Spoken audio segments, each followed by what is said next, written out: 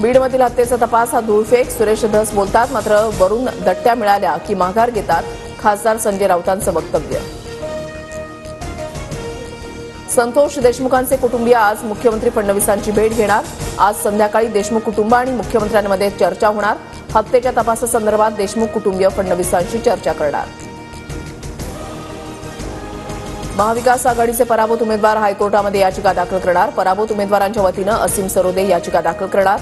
याचिकेमध्ये निवडणुकीच्या पराभवाबाबत शंका उपस्थित करणारे मुद्दे, सूत्रांची माहिती.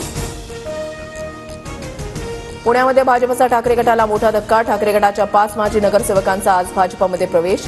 मुख्यमंत्री फडणवीस, मोहोळ, बावनकुळेंच्या उपस्थितीमध्ये प्रवेश होणार.